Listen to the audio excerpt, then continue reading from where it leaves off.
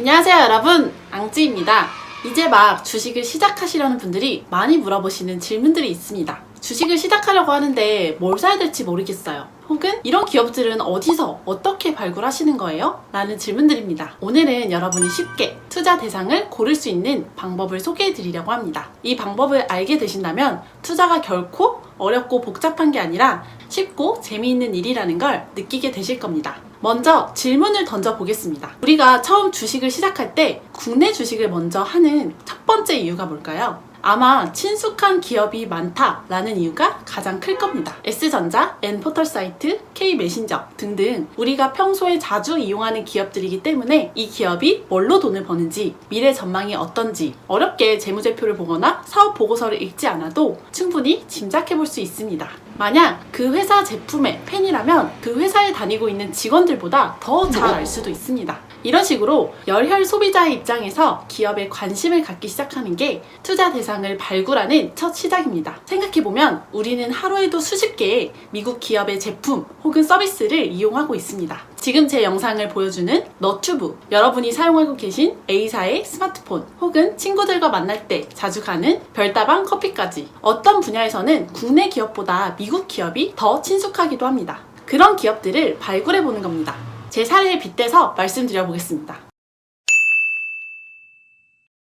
저 같은 경우에는 5년 전의 저와 비교해서 요즘 달라진 저의 삶의 변화들을 잘 관찰해보는 편입니다. 예를 들어 제가 최근에 탄산수를 정말 많이 먹기 시작했거든요. 다른 음료들에 비해서 살도 안 찌고 맛도 있고. 그러면 먹던 탄산수 병을 집어들고 뒷면에서 제조사가 어딘지를 확인해보는 겁니다. 그러면 C 음료사에서 만든 제품이네? 여기가 콜라만 만드는 줄 알았더니 이런 탄산수도 만드는구나 알게 되면서 호기심을 갖고 검색을 해보는 겁니다. 예를 들어 G 포털사의 C 콜라와 함께 브랜드를 검색을 해보시면 우리가 먹는 대부분의 탄산 음료들이 이 기업의 브랜드라는 걸 알게 됩니다. 그러면 그냥 콜라 회사가 아니라 이거 완전히 음료 제국이었네? 매력을 느끼게 되면서 더 공부를 해보고 싶다라는 마음을 갖게 되는 겁니다. 아까 말씀드렸다시피 이 관심과 호기심이 투자처 발굴의 첫 시작입니다. 한 번 더 해볼까요?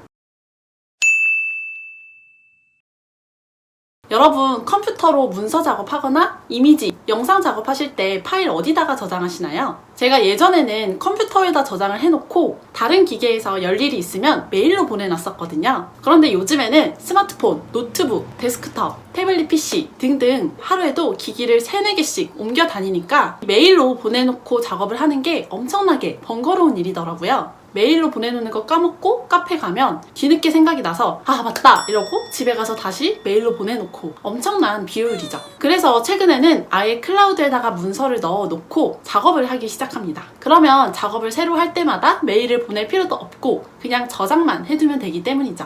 그러면 이제 또 질문을 던지는 겁니다. 내가 사용하는 이 D클라우드 회사가 상장이 되어 있나? 만약에 상장이 되어 있다면 시장 점유율을 확인해 봅니다. 예를 들어 G 포털 사이트의 기업명과 마켓쉐어를 한번 검색해봅니다. 저 같은 경우에는 각 분야의 1등 기업에 투자하는 걸 좋아하기 때문에 이 시장 점유율을 가장 먼저 챙겨보는 편입니다. 만약에 1등이 아니라면 그러면 이 클라우드 회사의 1등하는 탑 플레이어는 누구지? 경쟁사로까지 관심을 확장시켜 나갈 수도 있습니다. 그리고 실제 내가 사용하는 D클라우드 회사 대신에 더 잘 나가는 G클라우드 회사에 투자를 할 수도 있겠죠. 물론 항상 좋은 투자 아이디어로 이어지기만 하는 건 아닙니다. 내가 찾은 기업이 상장이 안 돼 있을 수도 있고 혹은 나는 정말 좋아하는데 시장에서는 인정을 받지 못하는 그런 기업들일 수도 있습니다. 그렇지만 이렇게 시행착오를 거치더라도 스스로 투자처를 발굴을 해보고 이런저런 정보를 직접 찾아보는 것만큼 최고의 공부법은 없다고 생각합니다.